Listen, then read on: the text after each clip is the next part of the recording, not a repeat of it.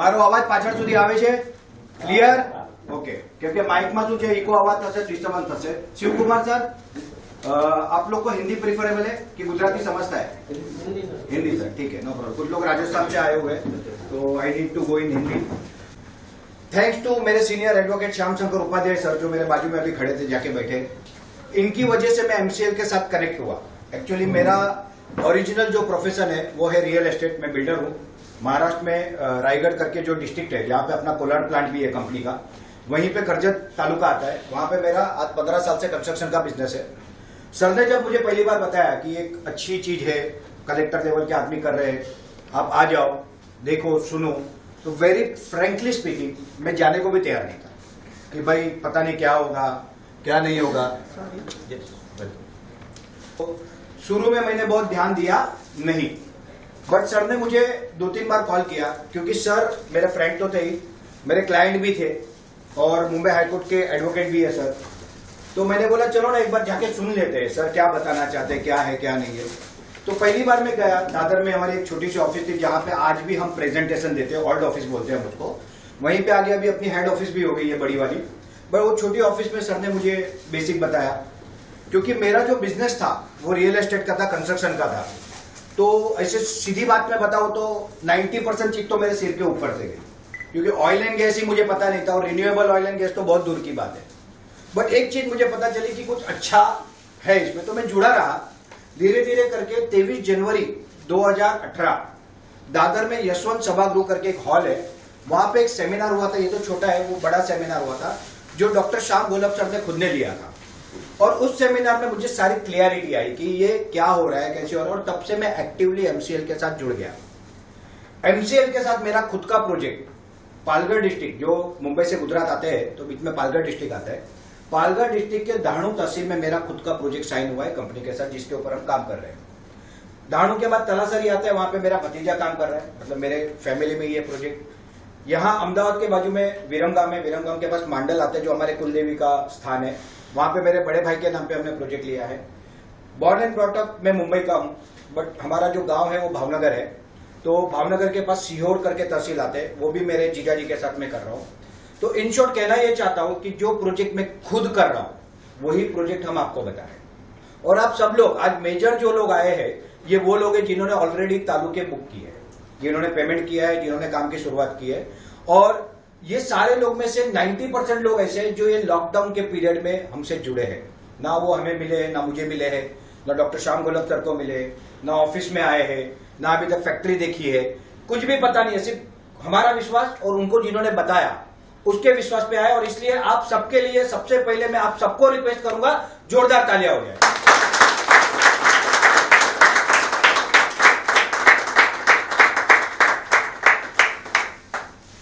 बात यह है कि आज के ओटीपी प्रोग्राम की जरूरत क्या है. OTP, orientation and training programme.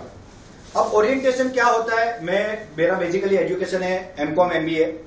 मैं एमबीए एचआर एंड मार्केटिंग 2003 में किया था, जब इंडिया में एमबीए नया नया आया था, इतना कॉन्सेप्ट नहीं था एमबीए का. वापस डील हुआ तो 2012 में प्रोफेशनल एमबीए किया. एमबीए की 3 डिग्री रखता हूं.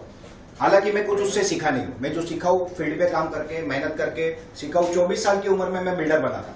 5,000 रुपए लेके कर्जत तालुका में गया था. वहां से मैंने कम से कम 40 से 50 करोड़ का टर्नओवर किया. बहुत मेहनत की, बहुत ग्राउंड लेवल वर्क किया, और जो सीखा वो फील्ड से सीखा. तो ये ओटीपी प्रोग्राम क्या है, ओरिएंटेशन क्या होता है बेसिकली, कि जब हम किसी नई कंपनी से, नई संस्था से, नए ऑर्गेनाइजेशन से, चाहे एज ए एम्प्लॉय जुड़ते हैं या चाहे और किसी तरीके से जुड़ते हैं, तब उस कंपनी का क्या वर्क है, किस तरह से उनके रूल्स है, क्या उसके पॉलिसीज है, क्या उसकी स्ट्रेटेजीज रहेगी, ये सारी चीजें बताने का जो प्रोग्राम होता है उसे कहा जाता है ओरिएंटेशन प्रोग्राम. और ये ओरिएंटेशन प्रोग्राम एमसीएल की हिस्ट्री में पहला हो रहा है, जो हम आज कर रहे हैं. यहाँ की शुरुआत हो रही है. इसको रिपीटेडली हर तहसील, हर डिस्ट्रिक्ट में किया जाएगा आगे जाके. Training, no one is perfect, ना मैं, ना आप, ना कोई. लता मंगेशकर जी भी कहती है आज तक कि मैं भी अभी सीख रही हूं. हालांकि वो स्वर सम्रागिनी हम कहते हैं, बेस्ट इन सिंगिंग, मतलब उनके लेवल का दुनिया में कोई नहीं है. बट वो भी कहती है कि मैं भी अभी सीख रही हूं, मैं पूरी तरह से अभी तैयार नहीं हूं. उसी तरह से हम भी सीख रहे हैं. और यहाँ पे आप सब मुझसे ज्यादा कैपेबल हो. आप अपने अपने फील्ड में मुझसे बहुत ज्यादा नॉलेज रखते हो. बट एमसीएल का जो नॉलेज है वो मेरे पास आपसे ज्यादा है इस स्टेज पे. और वो आप लोगों तक सिस्टमेटिकली पास ऑन करना, क्योंकि आपके मन में बहुत से सवाल है अभी तक। आप जुड़ गए हो, ट्रस्ट पे जुड़े हो, बट ट्रस्ट पे बिजनेस नहीं होगा। बिजनेस के लिए कुछ हार्डकोर चीजें चाहिएगी। आपको क्या करना है, एमसीएल को क्या करना है, हमारा एज अ बीच में रोल क्या है, हम आपको क्या कहना चाहते हैं, ये सब सिखाने का जो इवेंट है वो ओरिएंटेशन एंड ट्रेनिंग प्रोग्राम है। और आज का ये शेड्यूल है हमारा। एक्चुअली हमको 10 बजे स्टार्ट करना था, हम 10:30 बजे स्टार्ट कर रहे हैं, बट वो मैंने थोड़ा सा रखा ही था प्रोविजन, क्योंकि हमको पता है थोड़ा बहुत आगे पीछे होता है। 11:30 बजे तक मैं एक बेसिक प्रेजेंटेशन, क्योंकि आप में से कई लोग हैं जिन्होंने अभी तक बेसिक प्रेजेंटेशन सुना नहीं है। कुछ लोगों ने मेरे वीडियो देखे, कुछ लोगों ने गुलाब सर के सेमिनार भी अटेंड किए हैं, ऑनलाइन जो सेशन हो रहे हैं आजकल, बट फिर भी बेसिक, एकदम बेसिक क्या है प्रेजेंटेशन। जैसे मैं किसी नए व्यक्ति को मिलता हूं तो नए व्यक्ति को जो रो प्रेजेंटेशन देता हूं वो आप लोगों को पता होना चाहिए, और इसलिए सबसे पहले मैं प्रेजेंटेशन से शुरुआत करूंगा। प्रेजेंटेशन खत्म होने के बाद एक 15 मिनट का, थोड़ा हमारा टाइम गया है तो एक 15 मिनट का ब्रेक लेंगे रिफ्रेशमेंट के लिए, मतलब फ्रेश होने के लिए। Need and importance of MPO. ये एमपीओ किस बला का नाम है, ये बड़ी चिंता का विषय है सबके लिए। ये एमपीओ क्या है, इतने लोगों को जोड़ना है, इसमें रिस्क है, कल को लोगों के पैसे लेंगे, लोग हमारे घर पे आ जाएंगे, इतना नेगेटिव हुआ है, मार्केट में इतने फ्रॉड हुए हैं, सर ऐसा तो कुछ नहीं हो जाएगा ना। ये सारे सवालों के जवाब इसमें मैं लेने वाला हूं। उसके बाद में लंच ब्रेक है हमारा। लंच ब्रेक में मेरी आप सबसे विनती रहेगी, क्योंकि हम लिमिटेड लोग हैं, यहाँ पे हमने ज्यादा लोगों को नहीं बुलाया है, बहुत सिलेक्टेड लोगों को बुलाया है। तो लंच ब्रेक आप सिस्टमेटिकली लेके बाय 2 कैसे भी करके आ जाए, जिससे आगे का सेशन हमारा डिस्टर्ब ना हो। 2 to 3 स्वॉट एनालिसिस है। स्वॉट मतलब क्या, strength, weakness, opportunity and threat. हमारे बिजनेस में हमारी क्या स्ट्रेंथ है, हमारी वीकनेस है क्या, कोई है तो कौन सी है, ठीक है। अपॉर्चुनिटीज हमारे पास क्या है, हमारे पास क्या मौका है इस बिजनेस के द्वारा, और थ्रेट मतलब रिस्क, खतरा, ये क्या है, इसके ऊपर मैं बोलने वाला हूं। फिर अगेन हमने एक टी ब्रेक रखा है। हमने ऑलवेज ये ध्यान रखा है कि सफिशिएंट टाइम पे आपको ब्रेक मिले, जिससे कि क्या होगा कि आपके कुछ फोन कॉल अटेंड करने हैं आपको, या आपको कुछ और काम है तो उस मीनवाइल में करो। अगर यहाँ पे आप फोन कॉल अटेंड करोगे तो 2-3 चीजें होगी। सबसे पहले तो आप डिस्टर्ब होगे, आपका माइंड डाइवर्ट होगा, दूसरा आपके बाजू आजू वाला डिस्टर्ब होगा, और तीसरा मैं भी कंफ्यूज हो जाऊंगा। तो मैं क्या हो सकता है कि कोई चीज मिस कर दूं बताने में, क्योंकि मैं रट्टा मार के आने वाला आदमी नहीं हूं। मैंने कम से कम 2000 प्रेजेंटेशन दिए एमसीएल के लिए 3 साल में, तो मुझे पता है क्या बोलना है, कब बोलना है। बट कभी मेरी लिंक टूटती है तो मैं कोई चीज मिस कर जाता हूं। तो मेरी आप सबसे विनती है कि आप लोग ये रखें। फेस मास्क और आपको फेस शील्ड दिया है, मैंने नहीं पहना है, ठीक है। तो मैं आपको बता दूं कि मैं आप लोगों के लिए खतरा नहीं हूं। मेरे एंटीबॉडी डेवलप हो चुके हैं। लास्ट बार मुझे कोरोना हुआ था, तो मेरे से ना किसी को फैलने का चांस है और ना मुझे होने का चांस है, तो मैं उसको यूटिलाइज कर रहा हूं। हम ट्रैवल नहीं कर रहे थे, अब जब कोरोना हो गया, हॉस्पिटल जाके आया, ठीक होके आया, एंटीबॉडी डेवलप हो गई, तो अब इसको यूटिलाइज करो भाई। अगर भगवान ने कुछ दिया है तो उसका माइनस है तो प्लस भी है। तो अब मैंने अगले 2.5-3 महीने का शेड्यूल बनाया, मैं मैक्सिमम ट्रेनिंग देने वाला हूँ, जिससे कि लोगों को तैयारी हो जाए। उसके अलावा एक MPO MB formation process and documentation, मतलब ये एमबी कैसे बनता है, एमपीओ कैसे बनता है, इसके लिए क्या कंपनी बनेगी, क्या डॉक्यूमेंट्स होंगे, उसके अलावा उसमें और क्या चीजों की हमको जरूरत है, वो सारा वहां पे कवर कर रहा हूँ। इसके ही बीच में स्वॉट एनालिसिस के टाइम पे या एमपीओ के टाइम पे मैं एमवीपी प्रोजेक्ट भी कवर करूंगा कि हमारा एमवीपी प्रोजेक्ट बेसिकली है क्या, वो क्यों है जरूरी है, उसको हमने क्यों मॉडल बनाया है।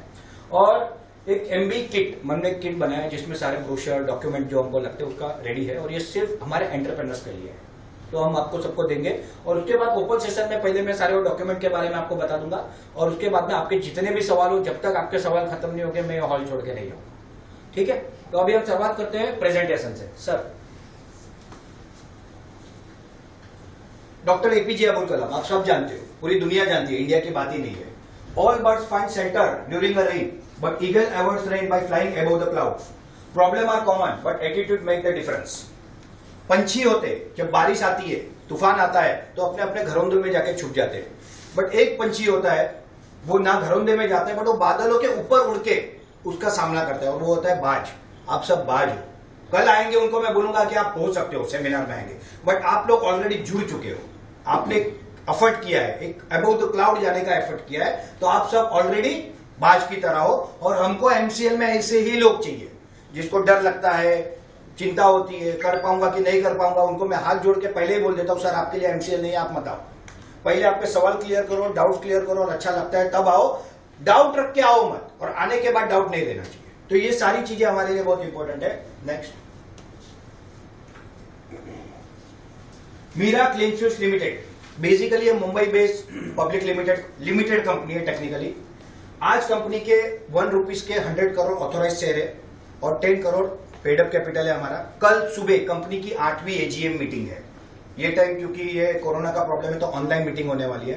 कंपनी 2012 से एस्टैब्लिश है, सारे नियम लॉ सब कुछ फॉलो कर रही है। It is 100% legal company. Welcome to renewable oil and gas sector. What is renewable? Renewable मतलब जो बाकी के वेस्ट है उसमें से जो हम वापिस फ्यूल बनाते हैं और जो पॉल्यूशन फ्री होता है उसे हम कहते हैं renewable oil and gas sector. To save our mother earth by replacing killer fossil fuel by clean biofuel. धरती माता का जो सबसे बड़ा प्रॉब्लम है ग्लोबल वार्मिंग, इसके बारे में आगे बताऊंगा। इसका जो सॉल्यूशन है वो हमारा बिजनेस है। मित्रों, जब कोई प्रॉब्लम का सॉल्यूशन होता है ना किसी बिजनेस में, it is a great opportunity. For example बताता हूं, एकदम सिंपल सा एग्जांपल। कुछ सालों पहले आपको अगर रिक्शा टैक्सी हायर करनी होती थी तो आप रोड पे जाते थे, उसको बोलते थे भाई यहां चलेगा, उसका मूड होगा तो आएगा, नहीं तो बोलेगा नहीं आना है। उसमें एक कॉन्सेप्ट आया ओला और उबेर। आपके फोन पे गाड़ी आपके घर में आती है, आने तक का भी पैसा नहीं लेती है, सिर्फ वहां से जहां आप जाओगे उसका पैसा लेती है। और वो भी ऑनलाइन दे सकते हो, आप पेटीएम से दे सकते हो, कितनी फैसिलिटी है। वो बिजनेस आज अरबों रुपए का बिजनेस है क्योंकि वो एक प्रॉब्लम का सॉल्यूशन था। Whenever there is a solution to a problem, और वो बहुत बड़ा बिजनेस होता है, तो ये दुनिया के सबसे बड़े प्रॉब्लम का सॉल्यूशन जो है वो हमारा बिजनेस है। और इसमें 100% वर्ल्ड के सबसे बड़े बिजनेस की पूरी संभावना है। Opportunity for entrepreneur to enter into $1 trillion third and fourth generation biofuel sector in sunrise period.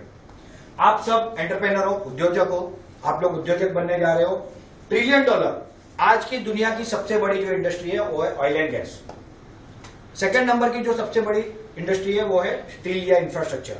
Third number की जो है वो है फार्मा। फोर्थ नंबर की हॉस्पिटैलिटी एंड टूरिज्म। ठीक है, तो वर्ल्ड की सबसे बड़ी इंडस्ट्री आज भी जो है वो है ऑयल एंड गैस। और ये इंडस्ट्री को कंट्रोल करने के लिए कितनी लड़ाइयां हुई है। इराक युद्ध या कोई भी लड़ाई देखो, कंट्रोल फॉर ऑयल सारा का सारा इसके ऊपर हुआ है। और ये 100% रिप्लेस होकर रिन्यूएबल ऑयल एंड गैस होने वाली है आने वाले समय में। तो भविष्य की वर्ल्ड की सबसे बड़ी इंडस्ट्री यही रहने वाली है। Third and fourth generation biofuel sector मतलब क्या? आप सब जानते हो, आपके सबके पास मोबाइल है। ये कौन सा है? आज हम 4G यूज कर रहे हैं normally. Fourth generation technology, 5G की तैयारी चालू है। बट ये मोबाइल 98-99 के आसपास जब आए तब कैसे थे? सिंपल सा मोबाइल था, कीपैड था, हम बात करते थे। बट वो भी बहुत बड़ी क्रांति थी तब के हिसाब से। हम विदाउट वायर विदाउट कुछ किससे भी बात कर सकते थे। सेकेंड जनरेशन आया 2G। वो हमको कुछ डाउनलोड करना होता तो गोल गोल घूमता था, आराम से डाउनलोड होता था। फिर 3G आई, आज हमारे पास जो है 4G, और आगे जाके टेक्नोलॉजिकल डेवलपमेंट होगा। इसी तरह से इस सेक्टर में भी शुरुआत बहुत सालों पहले हुई है। First generation, second generation, third generation, fourth generation. आज हमारे पास जो टेक्नोलॉजी है वो third and fourth generation world's most advance technology है। और ये 100% अपनी बनाई हुई है, अपने साइंटिस्ट की बनाई हुई है, जिसके बारे में मैं विस्तार से आपको बताऊंगा। नेक्स्ट, ये हमारी टीम है। डॉक्टर श्याम शिवाजी गोलब सर मुंबई के एडिशनल डेप्यूटी कलेक्टर रहे सर। 1.5-2 साल पहले जब मैं सर को मिलने जाता था तो बांद्रा, मुंबई बांद्रा में एक कलेक्टर ऑफिस का बिल्डिंग है, वहां पे 9वें माले पे डॉक्टर श्याम गोलब सर का चैम्बर था। उस चैम्बर में मैं सर को मिलता। डॉक्टर श्याम गोलब सर का एजुकेशनल बैकग्राउंड है MBBS डॉक्टर। महाराष्ट्र में सबसे नंबर 1 मेडिकल कॉलेज मानी जाती है KU। वहां से MD गायनेक के लिस्ट में नंबर 1 आए थे सर। और सर का ऐसा था कि अमेरिका जाना है, इसमें स्पेशलाइजेशन करना है, इंडिया आना है, प्रैक्टिस करनी है और पैसा कमाना है। वेरी सिंपल, क्योंकि इतने पढ़ाई की थी। Sir born and brought up एक मिडिल क्लास गरीब परिवार से आए। सर के पिताजी भी बचपन में उनका साथ छोड़ गए, मतलब गुजर चुके थे। सर ने बहुत स्ट्रगल करके, बहुत मेहनत करके पढ़ाई की। पढ़ाई करने के बाद जब उनका नंबर 1 MD गायनेक के लिस्ट में आया तो कोई भी कॉलेज में कहीं भी एडमिशन मिलना था, कोई डाउट ही नहीं था उसमें। उस समय पे सर को ऐसा हुआ कि ये तो सब करते हैं तो मैं भी वही क्या करूं, तो मैं ऐसा कुछ करता हूं कि देश के लिए कुछ अच्छा हो। और उन्होंने IAS IPS की तैयारी शुरू की। जब उन्होंने IAS IPS की तैयारी शुरू की तब एक सेमिनार था ग्लोबल वार्मिंग सब्जेक्ट पे, और वो सेमिनार लेने तब के हमारे राष्ट्रपति doctor APJ Abdul Kalam sir और उनकी साइंटिस्ट की टीम आई थी। उस टीम ने तब कहा जो कि भाई इसमें क्या स्कोप है, इसके क्या फायदे, इसका क्या भविष्य है, इसकी क्या जरूरत है। तो डॉक्टर श्याम गोलब सर को ऐसा लगा कि ये मेरी जिंदगी का लक्ष्य है। और तब से लेके आज तक लगभग 20 साल हो गए डॉक्टर गोलब सर जुड़े हुए इंडिया के टॉप मोस्ट साइंटिस्टों का एक ग्रुप है। इसे कहते हैं grow diesel climate care council consortium. ये साइंटिस्टों की टीम है और इनके साथ जुड़े हुए हैं और उनकी बनाई हुई वर्ल्ड की सबसे एडवांस टेक्नोलॉजी हमारे पास है। जब गोलक सर को ये कॉन्सेप्ट अच्छा लगा, सर को लगा कि ये करने जैसा है, तो उन्होंने इसकी जर्नी शुरुआत की। जर्नी में सबसे पहले अगर हमको कुछ अच्छा लगेगा तो हम सबसे पहले किसको बताएंगे? हमारे सबसे करीबी व्यक्ति, ठीक है। तो डॉक्टर श्याम गोलक सर के बचपन के फ्रेंड है डॉक्टर लवेश यादव, वो भी एमबीबीएस डॉक्टर है, सुपर स्पेशलिटी सर्जन है, और सर ने इनको बताया, तब से लेकर डॉक्टर लवेश यादव सर भी उनके साथ जुड़े हुए हैं। थर्ड डायरेक्टर है हमारे Prachi Dhole madam, MTech petrochemical में गोल्ड मेडलिस्ट है, राष्ट्रपति के हस्ते, doctor APJ Abdul Kalam sir के हस्ते। साइंटिस्ट लेवल की व्यक्ति है, आप मिलोगे तो ऐसा लगेगा इतनी सामान्य व्यक्ति, इतने लोग सीधे लोग, ये कैसे इतना बड़ा काम कर सकते हैं। बट ये लोग, ये फाउंडर्स है। ये है अतुल सक्सेना सर, जो साइंटिस्ट की टीम को ऐड करता है। यूट्यूब पे जाओगे तो ग्रो डीजल करके एक चैनल है, ग्रो डीजल करके कंपनी भी है। ये हमारे साइंटिस्टों को लीड करते हैं, इनके पीछे भी बहुत बड़ी इंडिया के टॉप मोस्ट 72 साइंटिस्ट की टीम, वो हमारा बैकबोन है। तो हमारी बैकबोन में हमारी स्ट्रेंथ क्या है? तो टेक्नोलॉजी है। क्योंकि सर एडिशनल डेप्यूटी कलेक्टर थे, आज भी है, सिर्फ छुट्टी पे है, इसलिए सर की, और सर ने आज तक शादी नहीं की। 44-45 एज होगा, मुझे एग्जैक्ट नहीं पता, बट आज तक सर ने पूरी लाइफ इस सब्जेक्ट को डेडिकेट की है। एक आदमी को जीवन में जहां पहुंचना होता है, जो पाना होता है, वो सब सर के पास है। एडिशनल डेप्यूटी कलेक्टर की पोस्ट, अच्छा पैकेज, पगार। अगर आदमी को गलत तरीके से पैसा कमाना है तो आप सबको पता है कलेक्टर कितना कमा सकता है। तो जो कुछ चाहिए वो उनके पास है, मगर उसके अलावा भी सर ने आज तक अपना पर्सनल लाइफ सेट नहीं की है, और इसलिए उनकी मदर मीरा शिवाजी गोलक मैडम के नाम पे ये कंपनी है। 90% कंपनी के ओनर मीरा शिवाजी गोलक मैडम है, उनके पास स्टेक है। 5% गोलक सर, लवेश सर के पास है, 5% प्राची ढोले मैडम के पास है। नेक्स्ट, आज 4 विषय पे बहुत महत्व का डिबेट हर जगह पे चल रहा है। वर्ल्ड का जो सबसे बड़ा प्रॉब्लम है वो है ग्लोबल वार्मिंग, और ग्लोबल वार्मिंग का जो मेजर कारण है वो है फॉसिल फ्यूल। फॉसिल फ्यूल मतलब क्या? तो जीवाश्म ईंधन। ऐसा कहते हैं कि हजारों लाखों साल पहले धरती पे जीव सृष्टि थी, प्राणी थे, वनस्पति थे, डायनासोर थे, बहुत कुछ था। कुछ हुआ ऐसा जिसके कारण वो सब जमीन के नीचे दब गया। तो क्या हुआ? भूकंप हुआ, सुनामी हुआ, उल्कापात हुआ, कुछ भी हुआ, और जो दब गया वो पृथ्वी के हाई प्रेशर, हाई टेम्परेचर और जो बैक्टीरिया प्रोसेस होता है अंदर, उसकी वजह से उसका कन्वर्जन हुआ क्रूड ऑयल, क्रूड गैस में।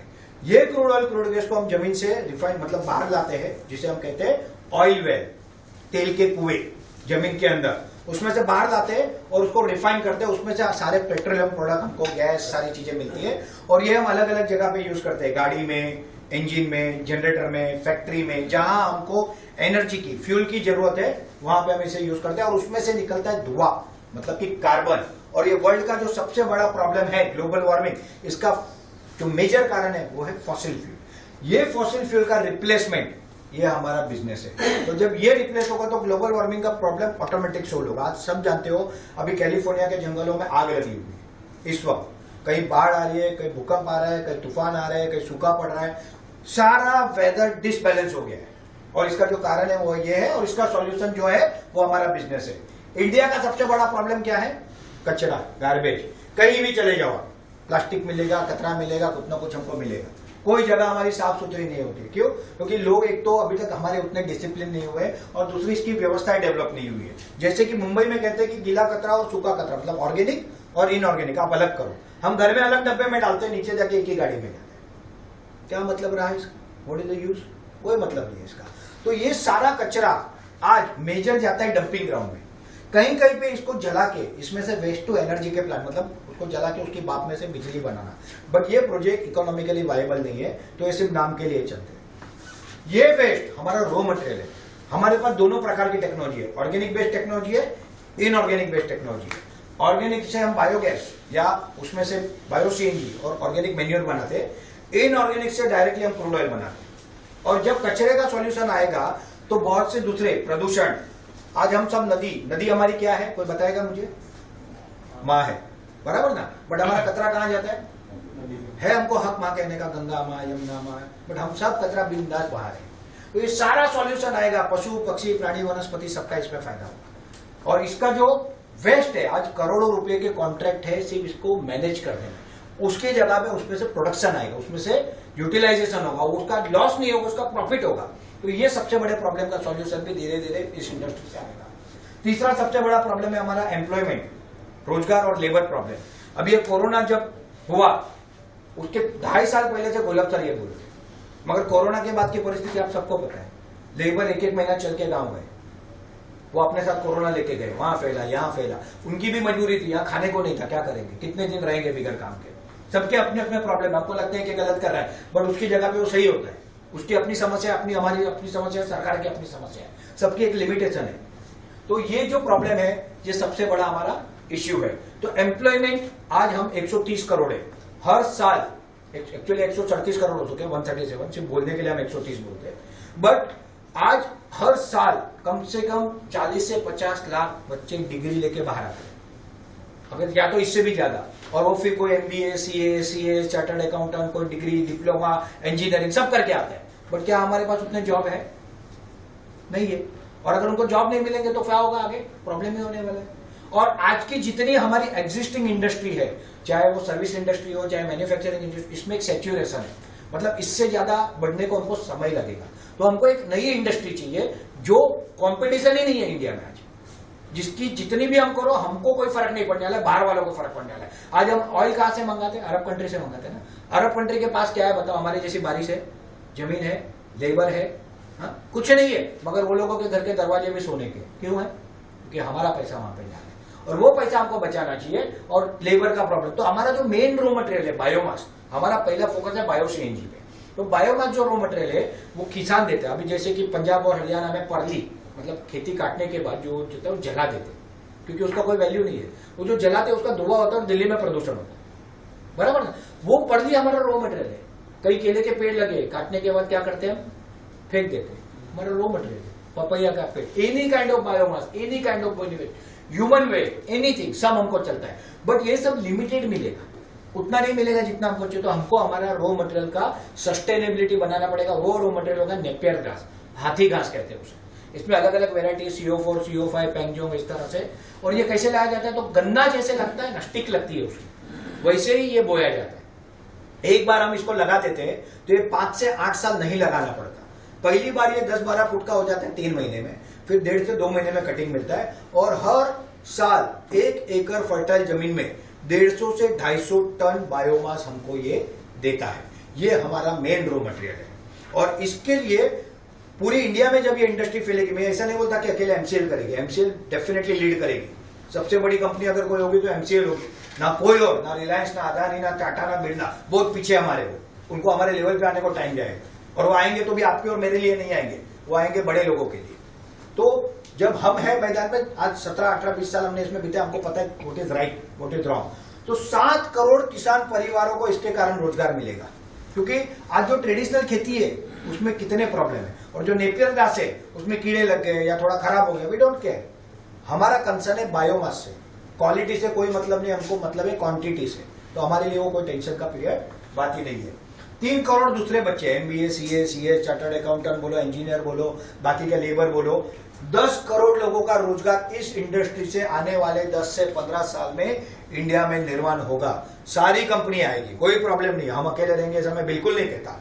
We have the best technology, but और भी आएंगे। और एक व्यक्ति पे अगर 4 जन का परिवार निर्भर होता है तो देश के 40 करोड़ लोगों को इससे फायदा होगा। ये फायदा और किसी इंडस्ट्री से नहीं हो सकता। और चौथा सबसे बड़ा प्रॉब्लम है हमारा फॉरेन एक्सचेंज। जब हमारा देश आजाद हुआ तब $1 बराबर ₹1 वैल्यू था। आज का भाव कोई मुझे बता सकता है $1 बराबर कितना है? कितना? 79, 80 पकड़ो, चलो। $1 बराबर ₹80। मतलब हमको अगर उनसे कुछ लाना है तो हमको हमारे ₹80 दे दे, और उनको हमसे कुछ मंगाना है तो ₹1 में मंगाएगा, ₹80 का सामान। और ये क्यों आया? इसको कहते हैं इकोनॉमिक बैलेंस शीट का डिफिसिट। और ये डिफिसिट क्यों है? क्योंकि हमारी फ्यूल की जरूरत का 40%, मतलब हमारी फ्यूल की 82% हम इंपोर्ट करते हैं। और इसमें जो हमारा इकोनॉमिकल जाता है बजट, वो है 8 लाख करोड़ रुपए एवरी ईयर।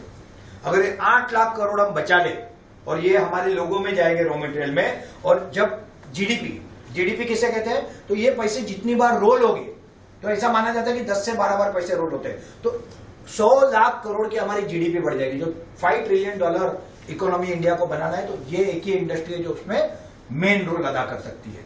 और ये फॉरेन एक्सचेंज बच के हमको फिर किसी के पास हाथ फैलाने की कोई जरूरत नहीं है, हम हमारा सारा कर सकते हैं। तो वर्ल्ड का सबसे बड़ा प्रॉब्लम ग्लोबल वार्मिंग, इंडिया का सबसे बड़ा प्रॉब्लम है वेस्ट, एम्प्लॉयमेंट और फॉरेन एक्सचेंज, इसका सारों का सॉल्यूशन है। बट इतना सब होने के बाद भी इतने साल इसमें कुछ क्यों नहीं हुआ, क्यों रुके रहे लोग? तो इसका कारण था कि काम तो इंडिया उन देशों में जिसने सबसे पहले बायोफ्यूल पॉलिसी बनाई थी, बट इस पे काम नहीं हुआ। बट एक चीज ऐसी हुई 2016 में, इसे कहते हैं पेरिस क्लाइमेट चेंज कॉन्फ्रेंस और पेरिस एग्रीमेंट कहते हैं। ये पेरिस एग्रीमेंट क्या है? तो दुनिया के 175 देश एक साथ आए और बाद में वो जाके देश हो गए 196 और इन्होंने एक एग्रीमेंट साइन किया। इस एग्रीमेंट के हिसाब से हर देश को टारगेट दिया गया कि आप जो प्रदूषण करते हो आज, ये आपको कम करना है। क्योंकि ग्लोबल वार्मिंग का प्रॉब्लम ऐसा है कि ऐसा कहते हैं कि जितना टेम्परेचर आज हमारा है, इससे 2 डिग्री बढ़ गया ना वर्ल्ड टेम्परेचर, तो जो हालत होगा मुंबई, न्यूयॉर्क, टोक्यो, ऐसा पानी के नीचे चले जाएंगे। और एक लेवल ये क्रॉस कर देगा ना, फिर रिवर्स नहीं कर पाएंगे।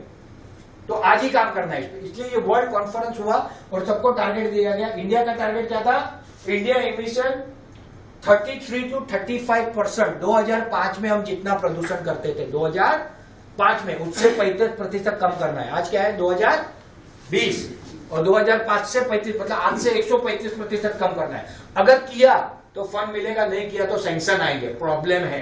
इसलिए गवर्नमेंट ने बायोफ्यूल पॉलिसी 2018 बनाई। इसके सारे रूल्स, रेगुलेशन, पॉलिसी सब कुछ क्लियर किया और गवर्नमेंट ने यह कहा कि कोई भी व्यक्ति ये बिजनेस कर सकता है, इसके लिए गवर्नमेंट कंपनी की कोई जरूरत नहीं है। और ये हर देश को टारगेट दिया गया। मैं आपको एक वीडियो दिखाना चाहूंगा। Gadkari ji is among the main leaders of हमारे देश में हम लोग 7 लाख करोड़ का ये पेट्रोल डीजल इंपोर्ट करते हैं। ये हमारे देश का किसान तैयार कर सकता है। ये दिल्ली में जो पोल्यूशन होता है, इसका कारण जो राइस स्ट्रॉ है, परली जो जलाते, इसके कारण हो रहा है। अब हमने निर्णय किया है, पेट्रोलियम मंत्री जी ने, अब वो कन्विंस हो गए।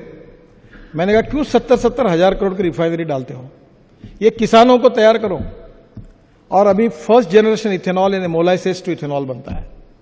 सेकंड जनरेशन इथेनॉल यानी cotton straw, wheat straw, rice straw, bagasse और बांबू, पूरे नॉर्थ ईस्ट पर बांबू बना हुआ है, उससे इथेनॉल बनता है। और थर्ड जनरेशन इथेनॉल यानी कॉर्न, राइस कट, इससे बनता है। अब भारत सरकार ये पॉलिसी बनाई, कैबिनेट के पास आई है। अब इससे एक नया रिवोल्यूशन हो रहा है। अब गेहूं और चावल लगाकर किसानों की तस्वीर नहीं बदल सकती। 1 टन राइस स्ट्रॉ से, परली से 280 लीटर इथेनॉल तैयार होता है। और मैं कोई भी चीज प्रूफ के सिवा बात नहीं करता। मैंने उस दिन नीतीश कुमार मेरे घर पर आए थे, उस दिन बजाज ने एक बाइक, एक ऑटो रिक्शा, एक इलेक्ट्रिक ऑटो मेरे घर पे लाई थी। 100% बायो इथेनॉल पर बाइक चलती है, ऑटो रिक्शा चलता है। और मेरे शहर में 55 एयर कंडीशन बसेस चलती, ग्रीन बसेस, जो ये किसानों के तैयार की हुई, बांबू से बनेगा, ये राइस स्ट्रॉ से बनेगा। और ये निर्णय भारत सरकार ने किया है। और अमेरिका, ब्राजील और कनाडा में यह है कि एक ही पेट्रोल, यही टोयोटो, होंडा, फोर्ड, BMW, यही गाड़ियां हैं वहां, उसमें लिखा है फ्लेक्स इंजन। उसमें आप 100% पेट्रोल डालो या 100% इथेनॉल डालो। अब मैं आपको बता रहा हूं, ये पूरा ethanol, bio CNG, biodiesel, methanol, इसी पर एक बार कभी बैठेंगे, मैं आपको बताऊंगा। हमारे देश के गांवों की हालत ही बदल देगा।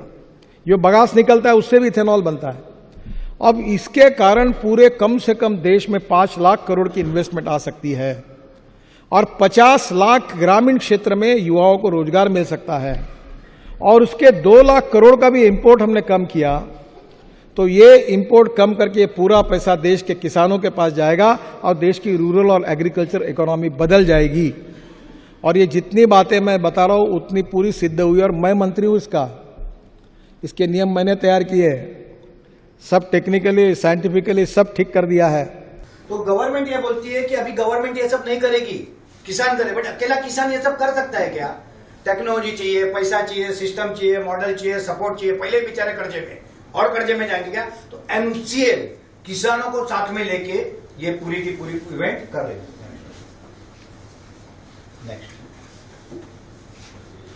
MCL की जर्नी एक्चुअली शुरुआत हुई 2001 से ऑफिशियली, बट वो शुरुआत हुई थी ग्रो डीजल के नाम से।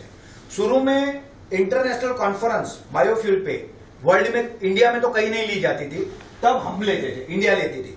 2006 में इंडिया में एक बायोफ्यूल कॉन्फ्रेंस हुई थी जो फिक्की ने ऑर्गेनाइज की थी और वहां पे बड़े बड़े उद्योगपति आए थे और उन उद्योगपति को रिन्यूएबल फ्यूल के बारे में समझा रहे थे डॉक्टर श्याम गोलब सर 2006 में। इतना इनका अभ्यास है इन लोगों का।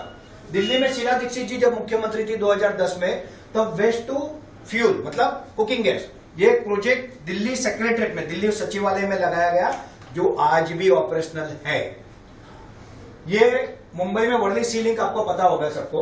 वर्ली सीलिंग का जब काम चालू था तब मछुआरों ने बंद किया था, क्योंकि पानी में प्रदूषण हो रहा था और उनका प्रोफेशन को यानी धंधे को इफेक्ट हो रही थी। उस टाइम पे हमारा एक प्रोडक्ट था मेरेकल, ये बायोडीजल काइंड ऑफ प्रोडक्ट था। ये इस तरह से था कि पेट्रोल डीजल में कुछ ड्रॉप हम डाल देते थे, ये माइलेज भी बढ़ाता था और धुआं भी खत्म करता था। और उसकी ट्रायल जब विलासराव देशमुख जी मुख्यमंत्री थे तब हमने गाड़ियों में दिए थे, गाड़ी धुआं छोड़ रही है, धुआं बंद कर रही है, बराबर है। और वर्ली सीलिंग के काम में ये यूज हुआ था। बट ये इसका स्कोप है ना बहुत कम है, इससे हम इंडिया की इकोनॉमी, इंडिया का फ्यूल रिक्वायरमेंट नहीं बदल सकते, इसलिए आगे चलते गया। ये है कल्पवृक्ष मशीन, ये दिल्ली के एम्स हॉस्पिटल में हमारे साइंटिस्टों ने मतलब अपनी कंपनी ने लगाया है। ये मशीन क्या करता है, 1000 एकड़ में अगर हम पीपल के पेड़ लगाए, अब पीपल के पेड़ कैसे है, जो 24 घंटा ऑक्सीजन लेता है और 24 घंटा कार्बन डाइऑक्साइड लेता है और 24 घंटा ऑक्सीजन देता है। ऐसे 1000 एकड़ में अगर हम पेड़ लगाएंगे, वो पेड़ बड़े होके 1 साल में जितनी हवा फिल्टर करेंगे, ये मशीन 1 दिन में करता है। आप सबको सोच के हम बोलते हैं पेड़ लगाओ पेड़ लगाओ पेड़ लगाओ, बहुत अच्छी बात है। बट एक मिड साइज स्विफ्ट जैसी गाड़ी 1 दिन में जितना प्रदूषण करती है ना, उसको रिसाइकल करने के लिए 100 एकड़ के फॉरेस्ट को 1 साल लगता है। कहां हम मैच करेंगे? ये मशीन हमने दिल्ली से गवर्नमेंट को भी सहारा दिया है, बट गवर्नमेंट का काम गवर्नमेंट के लेवल से होता है। नेक्स्ट, गवर्नमेंट की एक पॉलिसी है सतत, SATAT, बायो सीएनजी अगर कोई भी एज पर स्टैंडर्ड बनाता है तो government is ready two by back for 48 rupees 30 पैसा। बाई बैक रेट है 48 रुपीज 30 पैसा, मतलब ये बेचना का है, ये भी चिंता नहीं है। बट हमारा मॉडल ऐसा है कि हम अपने खुद के बायो सीएनजी पंप लगाएंगे, बट गवर्नमेंट की तरफ से इस पॉलिसी को पूरी क्लियरिटी, पूरा सपोर्ट है। Meera clean fuel limited just like Amul model with drop in fuel technology, clean fuel technology is our USP. Amul model क्या है? हमारे देश में एक समय था जब इंदिरा गांधी जी प्रधानमंत्री थी और हमको जितना दूध शहरों में चाहिए उतना दूध नहीं था, तो हम दूध का पाउडर इंपोर्ट करते थे। और उस टाइम पे और उसके लिए भी डॉलर बाहर जाते थे, जैसे आज फ्यूल के लिए हमारी फॉरेन करेंसी बाहर जा रही है, वैसे पाउडर के लिए जाते थे। तो द प्रॉब्लम, इंदिरा गांधी जी ने दुनिया की सबसे बड़ी कंपनी नेस्ले को इन्वाइट किया, बोला तुमको हम पैसे देते, जगह देते, IAS ऑफिसर की टीम देते, whatever you want we will give, but हमको दूध में आत्मनिर्भर बनाओ। अपने लोग अपनी पैसे अपने को बेचेंगे, 50% प्रॉफिट कौन लेके जाएगा? नेस्ले। एक आदमी खड़ा हुआ, बोला इसके लिए इनकी क्या जरूरत है मैडम, हम करके देंगे, हमको सपोर्ट करो। बट उसको तभी किसी ने सीरियसली लिया, एक आदमी क्या करेगा, इससे क्या होने वाला है? उस आदमी ने क्या किया, धीरे धीरे करके 36 लाख किसानों का संगठन बनाया, उनको शेयर्स दिए, पैसे जमा किए, उनका दूध लेने की व्यवस्था की, उसको प्रोसेसिंग खरीदने की व्यवस्था की, उसको बाद में ब्रांडिंग किया, बेचा, सब व्यवस्था उन्होंने की। अब उस जमाने में वो व्यवस्था उन्होंने की जहां टेक्नोलॉजी थी, ना मोबाइल थे, ना कंप्यूटर थे, कुछ नहीं था, तब उन्होंने किया। और वो आदमी था डॉक्टर वर्गीस कुरियन, और जो मूवमेंट थी Anand milk union limited, Amul model. आज नेस्ले दुनिया की सबसे बड़ी दूध की कंपनी है, मगर इसको हिला सकती है ताकत किसी की? इसको हिला के ना टाटा, ना कोई दुनिया की ताकत इसको नहीं हिला सकती। It was Amul model. But इसमें क्या था, कोऑपरेटिव मॉडल से एक ये पूरी संस्था बनी थी। इसमें लोग माल देते हैं बट वो उद्योजक नहीं बनते। डॉक्टर श्याम गोलब सर ने बहुत सालों का अभ्यास करके यही मॉडल लिया है।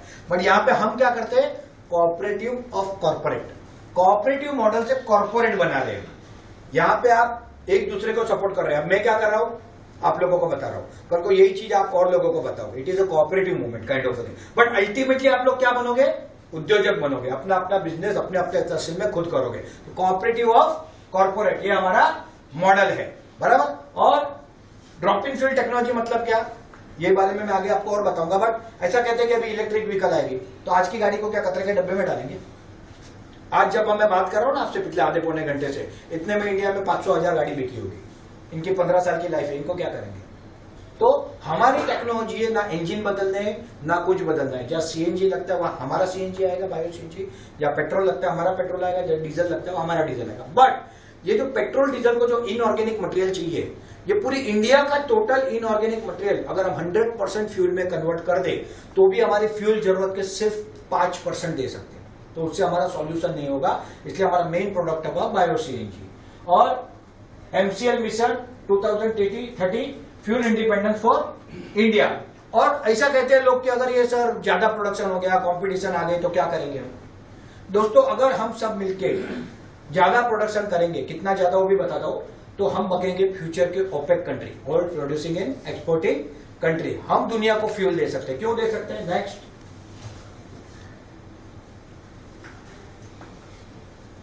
ये टेक्नोलॉजी के बाद में आता हूं, पहले ये बता देता हूं। समझो कल को आज तो MCL है इस टेक्नोलॉजी में, बट प्राज इंजीनियरिंग है, एग्रोगैस है, महिंद्रा एंड महिंद्रा, इन्होंने ऑलरेडी बायो सीएनजी के प्रोजेक्ट लगाए हुए हैं। ऐसा हमको जादू नहीं कर रहे, ऑलरेडी किया है। बट वो एक प्रोजेक्ट अपने पैसे से लगाए, उनका एक मॉडल अलग है।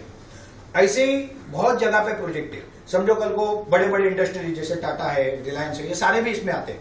सब मिलके हम 10,000 फैक्ट्री लगाते हैं 10 टन बायो सीएनजी डेली बनाने की। कितनी फैक्ट्री? 10,000 फैक्ट्री। अब ये एक दिन में लगेगी क्या? इसको 10-15 साल का टाइम जाएगा। उसके बाद हम 100 million metric standard cubic metre per day, 100 MMT per day bio CNG बना सकते हैं। उसके बाद मतलब 10-15 साल बाद हम 100 MMT बनाएंगे। आज की हमारी जरूरत है 317 MMT, भविष्य की 700 प्लस। तो कहां कंपटीशन रही? और उससे ज्यादा हो गया तो हम क्या करेंगे? We will become future exporter. हम एक्सपोर्ट करेंगे, क्योंकि जो देशों के पास आज बर्फ गिरता है, यहाँ का वातावरण ये बायोमास को सूट नहीं करता है, वो लोग ये नहीं कर सकते, हम कर सकते हैं। ये है रिन्यूएबल इंडस्ट्री। अगर ये चार्ट आप समझ गए तो पूरी इंडस्ट्री समझ जाओगे, और इसके ऊपर आप सब लोग खास करके थोड़ा ध्यान दें। रिन्यूएबल इंडस्ट्री जो फ्यूल और एनर्जी से रिलेटेड, उसमें 2 सेक्टर है, रिन्यूएबल एनर्जी, रिन्यूएबल फ्यूल।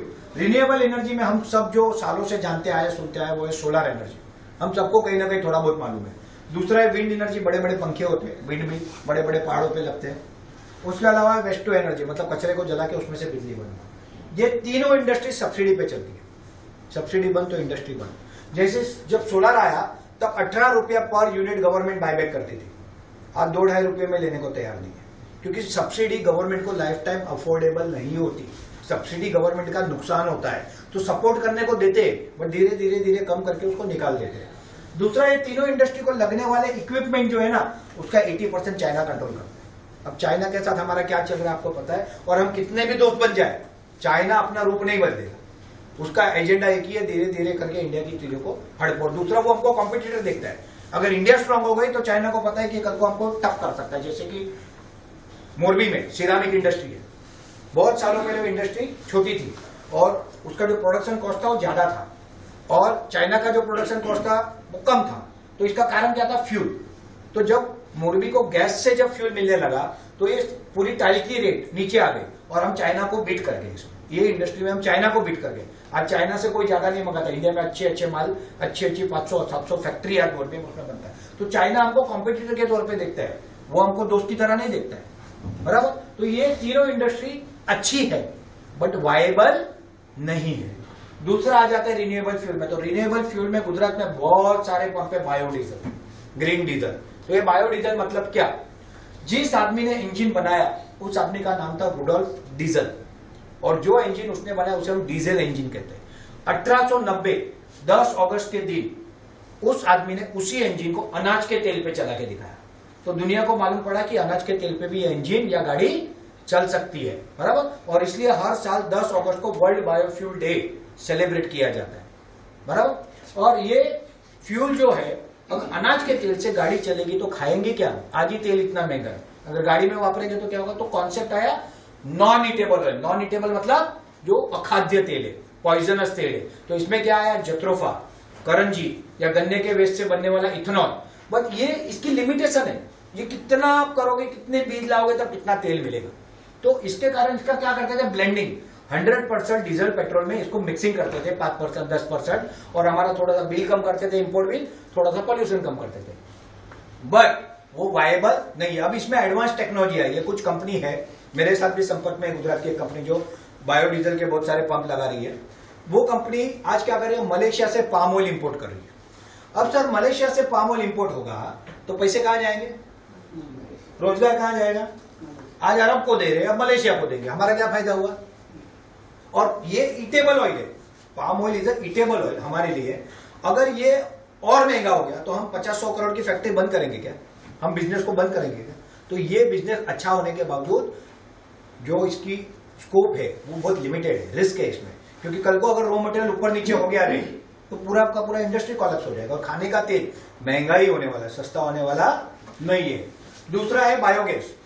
गांवों में बहुत से घरों में एक छोटा सा ड्रम या चेम्बर टैंक बना होता है गाँव, जिसमें हम गोबर डालते हैं और उसमें से गैस बनता है। इससे नेचुरल प्रोसेस, इसमें कोई साइंस की जरूरत नहीं है।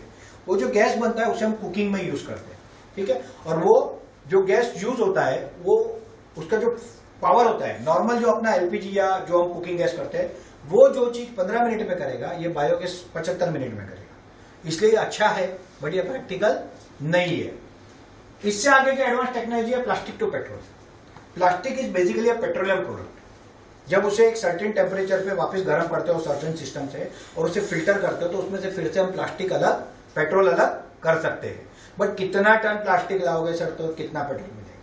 तो प्रॉब्लम का सॉल्यूशन है, बट हमारे जो फ्यूल की डिमांड है उसका सॉल्यूशन नहीं है। एमसीएल के पास क्या है? Bio CNG crude oil MCL technology, world best, world most advance technology. किसी के पास नहीं, छाती ठोक के बोलता हूं मैं। बायो सीएनजी में क्या है? तो आज बायो सीएनजी जैसे मैंने बताया कि बहुत सी कंपनी बना रही है, कोई हम रॉकेट साइंस नहीं कर रहे। मैंने आपको कंपनियों के नाम दिए, उनके वीडियो यूट्यूब पे आप जाके देख सकते हो। बट इंडिया में जो बायो सीएनजी के मेजर प्रोडक्ट है वो है बार्क मॉडल, BARC, बाबा एटॉमिक रिसर्च सेंटर। इसमें एक बड़ी सी कंक्रीट की टाकी होती है, अब मेटल की आने लगी है, उसके अंदर काऊ डंगी जाता है और 60 to 90 डे में उसमें से क्रूड गैस बनता है। वो क्रूड गैस को रिफाइन करते हैं, उसमें से मिथेन अलग करते हैं। और ये जो मिथेन 92% प्योरिटी से ज्यादा जो मिथेन होता है उसे हम सीएनजी कहते हैं। और हमारा जो या इनका जो सीएनजी बनता है बायोमास से बनता है, इसे इसलिए बायो सीएनजी कहते हैं, बराबर। और उसमें जो प्रोसेस होता है 60 to 90 डे, आउटपुट जो आता है 5% एवरेज, और इसको जो रॉ मटेरियल लगता है वो काऊ डंगी लगता है। इससे एडवांस टेक्नोलॉजी जर्मनी में 2 स्टेट डाइजेस्टर, जर्मनी में 8 से 9 हजार बायो सीएनजी के प्रोजेक्ट आज भी रनिंग है। मतलब हम जो कर रहे हैं वो पहले कर चुके हैं, बराबर। और वहां पे क्या होता है कि एडिशनल, मतलब उसमें काऊ डंग के अलावा बाकी का बायोमास भी चलता है, बट उसको भी प्रोसेस को क्या लगता है तो 50 to 60 डे लगते हैं, उसका भी थोड़ा सा सिस्टम सो है। हमारे पास क्या है एडवांस? 4 stage digester technology. हम सब इंसान हैं और हम सब खाना खाते हैं। जब हम खाना खाते हैं तो सबसे पहले हमारे मुंह में उसे चबाते हैं। जब चबाते हैं उसमें लाड़ मिक्स होती है, वो लाड़ में एक अलग प्रकार के बैक्टीरिया होते हैं, उसका रोल अलग है। जब वो पेट में जाते हैं तो अलग अलग एसिड्स होते हैं, ठीक है, उसका रोल अलग है। बड़ी आंत में जब जाता है, छोटी आंत में जाता है, उसका रोल अलग है। और ये ह्यूमन डाइजेशन सिस्टम है। जितना जिसका पाचन तंत्र अच्छा, उतना कम खा के भी एनर्जी वो ज्यादा बनाएगा। सिंपल। हमारे पास है 4 स्टेज डाइजेस्टर टेक्नोलॉजी। इसका फायदा क्या है? तो सबसे पहला फायदा, any kind of biomass, any kind of organic waste, any ratio, any combination हमको चलता है। दूसरा फायदा क्या है? जो बाकी के लोगों को 60 to 90 डे लगता है, हमारा प्रोडक्शन 17वें दिन चालू हो जाता है। और once start it is a continuous process, ये बंद नहीं होता, 24 घंटे चलते रहता है। हम यहां से फीडिंग करते रहते हैं, वहां से गैस और फर्टिलाइजर आते रहते हैं। तीसरा फायदा क्या है? तो बाकी में जो आउटपुट आता है वो 5% आता है और हमारे में 8 से 12% आउटपुट आता है। तो nobody can compete us. But ये मॉडल है ना, ये हमको थोड़ा टाइम छुपा के रखना है। बहुत से लोग पूछते हैं आपने आज तक फैक्ट्री क्यों नहीं चालू की, आपने प्रोजेक्ट क्यों नहीं लगाए। एक प्रोजेक्ट लगा के मैं मेरे कॉम्पिटिटर को जगा नहीं सकता। अगर वो एक बार जाग गया तो हमको सुला देगा। वो बड़े हैं, हम अभी छोटे हैं, हमको बड़ा बनना है। और हमको बड़ा क्यों बनना है? तो हमारे लोगों के लिए बनना है। उनको बड़ा बनना है तो खुद के लिए बनना है, अपने घर के, अपने परिवार के फायदे के लिए बनना है। इसलिए हमने इस टेक्नोलॉजी को थोड़ा सा हाइड करके रखा था। प्लांट विजिट हमने 6 से 7 बार की है। लास्ट विजिट मैंने 16 मार्च को की थी। उसके बाद कोरोना हो गया, बंद हो गया। अभी प्लांट का काम चालू है। दिसंबर 2nd वीक तक कोलार का प्लांट कमर्शियली ऑपरेशनल हो जाएगा। उसके बाद आप सबको कंपलसरी उधर ले जाया जाएगा, वहां पे ट्रेनिंग होगी आपकी प्रॉपर। तो ये वर्ल्ड की सबसे एडवांस टेक्नोलॉजी 4 स्टेट डाइजेस्टर हमारे पास है। और ये हमारा एक मॉडल था कि 1-2 प्रोजेक्ट लगा के, देखो सेम टू सेम तो नहीं बना सकता बट कॉपी कर सकते हैं। और जब कॉपी होगी तो मार्केट में नाम खराब होगा कि ये तो सबके पास है, इसलिए इसको थोड़ा सा हाइड किया गया। ये टेक्नोलॉजी के साथ और एक टेक्नोलॉजी हमारे पास, ये तो ऑर्गेनिक की है, वो है इनऑर्गेनिक। इनऑर्गेनिक मतलब क्या? मट्टी, मेटल और ग्लास, 3 चीज जिसको हम जला नहीं सकते, जिसमें कार्बन नहीं है। ये 3 चीज छोड़ के आप कुछ भी दो। कुछ भी मतलब क्या? Plastic, rubber, leather, fibre, thermocol, anything, कपड़ा, कुछ भी। ये 3 चीज छोड़ के आप कुछ भी दो। एक बैड चॉइस, वो एक मशीन है, रिएक्टर बोलते हैं इसे, high temperature high pressure unique machine है जो हमारे ही साइंटिस्टों ने बनाया है। रॉकवेल की टेक्नोलॉजी भी मेड इन इंडिया अपनी ही है। उसमें वो जाता है और 2 घंटे में 4 से 6 टन रॉ मटेरियल को डायरेक्टली क्रूड ऑयल में कन्वर्ट करता है। अब कुदरत ने कैसे किया, जमीन के नीचे करोड़ों साल लगे उनको, वही प्रोसेस मशीन में मिनटों में करते हैं, इसे कहते हैं कैटलिस्ट टेक्नोलॉजी, और ये हमारी यूएसपी है। और उसको जब रिफाइन करते हैं उसमें से पेट्रोल, डीजल, ऑयल और बिटुमेन, नमक, ये प्रोडक्ट मिलते हैं। बट ये जो इनऑर्गेनिक वाला है ये छोटे स्केल पे वायबल नहीं है, इसलिए डिस्ट्रिक्ट लेवल पे उसका पूरा सिस्टम डेवलप होना होगा, बायो रिफाइनरी लगनी होगी, तब जाके वो वायबल होगा। दूसरा, उसके लिए रॉ मटेरियल मैंने जैसे पहले बताया कि पूरी इंडिया का इनऑर्गेनिक कन्वर्ट किया तो भी हमारी फ्यूल की जरूरत की सिर्फ 5% दे सकते हैं। बट जब तक बायो सीएनजी का कंसर्न है तो बायो सीएनजी का रॉ मटेरियल जितना चाहिए उतना हमारा किसान दे सकता है, तो इसके लिए हमको कहीं जाने की जरूरत नहीं है। अब ये ऑपरेट कैसा होता है इसके बारे में थोड़ा सा आपको बताता हूं। नेक्स्ट करो, रॉकवेल के फोटो है क्या? ये सिंगल टेक डाइजेस्टर जो आम है अभी तक, जो मार्केट में अवेलेबल है, बराबर। ये ह्यूमन डाइजेशन का मैंने आपको एग्जांपल दिया। नेक्स्ट, ये कोलार प्लांट है जहां पे हमने बहुत बार विजिट किया, उसमें से कुछ फोटोग्राफ है। नेक्स्ट, ये है Rockwell, renewable oil and gas well, आधुनिक कुएं, बायो रिएक्टर, बायो डाइजेस्टर, जो भी आपको हो। इसके अंदर कैसे प्रोसेस होता है, तो जो भी हमारा organic waste, organic biomass, but हम नेपियर ग्रास पे फोकस कर रहे हैं। ऐसे ही future of biomass is algae, शैवाल, काई, गुजराती में लील कहते हैं, जो बारिश में हो जाती है, वो भी फ्यूचर ऑफ बायोमास का बहुत बड़ा सोर्स है। ये सारा आता है, अगर घास है तो उसका कटिंग होता है, वो प्लांट पे एक मिक्सर में जाता है, उसमें पानी ऐड होता है, उसका स्लैगी बनता है, चिखल बनता है, और वो चिखल जो है वो हम पंप से रॉकवेल में डालते हैं। पहले रॉकवेल से दूसरे, तीसरे और चौथे 17वें दिन उसमें से क्रूड गैस का प्रोडक्शन चालू होता है। डेली 100 टन जाता है इनपुट, बराबर, शुरू में, और 10% अपने को क्रूड गैस मिलता है, उसमें से हम मिथेन अलग करते हैं।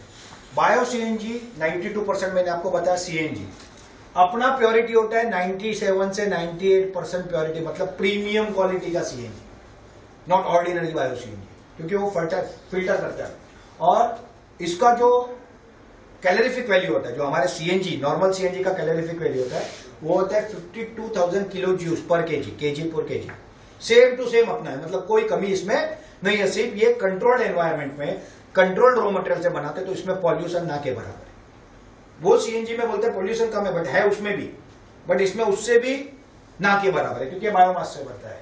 और ये हमारा यूनिक टेक्नोलॉजी, इसको हम कर रहे हैं। अभी अमेरिका, यूरोप करते हैं कि ये, वो लोग की बात नहीं करते, वो लोग क्या करते हैं, ईवी की बात करते हैं, इलेक्ट्रिक व्हीकल।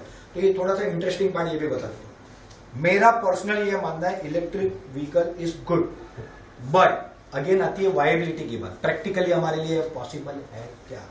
सबसे पहला बात तो आज भी इंडिया के हर गांव में फुल इलेक्ट्रिसिटी नहीं है। आज सुबह यहाँ पे इलेक्ट्रिसिटी फ्लक्चुएट हो रही थी, हम टेंशन में आ गए थे, प्रोग्राम कैसे होगा। तो कितने गांव है वहां, तो अभी ये 3-4 साल में फक्त सिंगल फेज पहुंचा है, बराबर।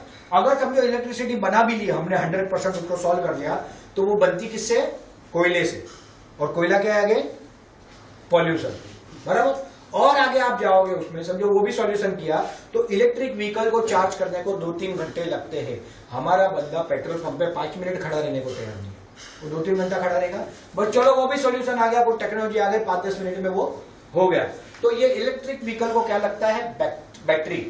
पहली बार जब हम कोई ईवी व्हीकल खरीदते हैं ना, तब उस गाड़ी की कंपनी को गवर्नमेंट सब्सिडी देती है पर किलोवाट। जब दूसरी बार वो बैटरी लोगे तो आपको सब्सिडी देगा क्या कोई?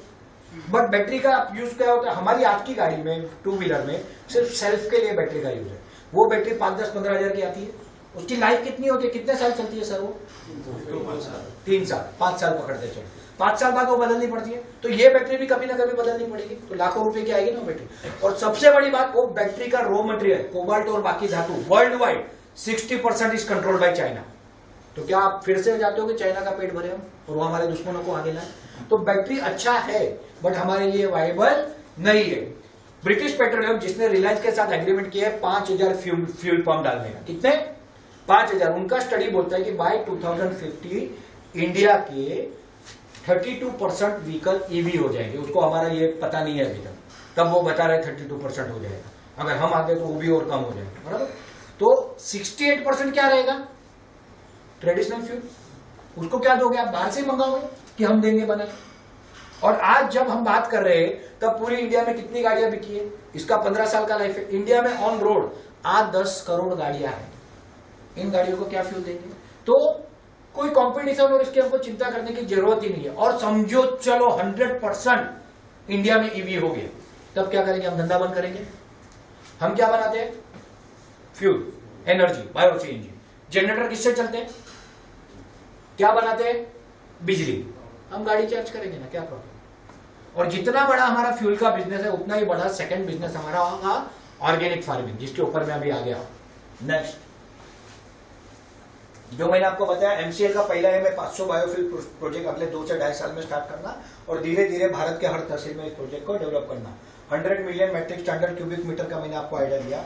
इकोनॉमिक्स मोटे मोटे तौर पे बायो सीएनजी 10,000 SCM मतलब 10 टन इंटू 45 रुपीज, 4.5 लाख रुपए का रेवेन्यू वो होता है। बायो फर्टिलाइजर 15,000 इंटू 3 लाख का 7.5 लाख रुपए हमारा डेली प्रोजेक्ट का रेवेन्यू है। उसके सामने 3, 3.5, 4 लाख रुपया खर्चा है। 3 से 3.5 लाख रुपए डेली का प्रॉफिट है अपने प्रोजेक्ट का। और ये कब है? तो ये जो रॉकवेल में जो मैंने आपको बताया कि बायोमास जाता है उसमें से एक तो बनता है 10 टन बायो सीएनजी या 9 टन, दूसरा बनता है उसमें CO2 5 टन। CO2 कहां यूज होता है? जितना कोल्ड ड्रिंक हम पीते हैं ना, वो कोल्ड ड्रिंक में CO2 जाता है। जितने फायर इक्विपमेंट बनते हैं ना आग बुझाने के, जो उसमें CO2 जाता है। और रिसेंटली CO2 फर्टिलाइजर की तरह प्लांट को यूज होता है। तो ये CO2 भी सेलेबल प्रोडक्ट है, उसका हमने कोई प्रॉफिट गिना नहीं है। दूसरा क्या है? तो 70% लिक्विड ऑर्गेनिक फर्टिलाइजर उसमें आता है। ये रिच क्वालिटी होता है। ये जमीन के लिए ऐसा समझो कि फर्टिलाइजर नहीं है, सॉइल कंडीशनर है। हम बालों में कंडीशनर वापरते हैं ना, तो शैम्पू से ऊपर क्या है? कंडीशनर। तो उसी तरह से ये कंडीशनर क्वालिटी के फर्टिलाइजर होते हैं, तो वो भी बनता है, बट उसका भी हमने प्रॉफिट गिना नहीं। तीसरी एक चीज होती है कार्बन क्रेडिट। ये बहुत इंटरेस्टिंग सब्जेक्ट है। दुनिया में जो कंपनी प्रदूषण करती है वो कंपनी को अपने प्रॉफिट का कुछ पैसा साइड में रखना पड़ता है ऐसी कंपनी को देने को जो प्रदूषण को रिसाइकल करती है। बट होगा कैसे? अगर अमेरिका में प्रदूषण करने वाली कंपनी है और भारत में रिसाइकल करने वाली है, तो ये पैसे कैसे लेन देन होंगे? तो इसे कहते हैं कार्बन क्रेडिट। जो कंपनी प्रदूषण को रिसाइकल करती है उसे वर्ल्ड ऑर्गेनाइजेशन एक सर्टिफिकेट देती है। इस सर्टिफिकेट को कहा जाता है कार्बन क्रेडिट और ये स्टॉक मार्केट में ट्रेड होता है। हमारे को अगर कार्बन क्रेडिट मिला, हम वो स्टॉक मार्केट में बेच सकते हैं और जिसको लेना है वो पैसा वो वहां से लेता है, तो ऑटोमेटिक पैसे हमारे पास आते हैं। ना हम उस कंपनी को मिलते हैं ना वो हमको मिलते हैं। 1 टन अगर हम मीथेन को रिसाइकल करते हैं तो हमको 25 कार्बन क्रेडिट मिलता है और 1 टन CO2 को रिसाइकल करते हैं तो 1 कार्बन क्रेडिट मिलता है। अगर उसकी इनकम गिने तो प्रोजेक्ट के 10 करोड़ से ज्यादा वो इनकम है, 13 करोड़ 62 लाख रुपए 10 TPD।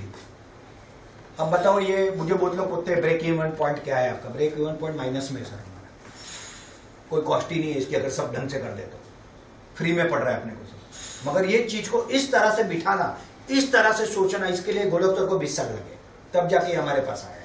नेक्स्ट,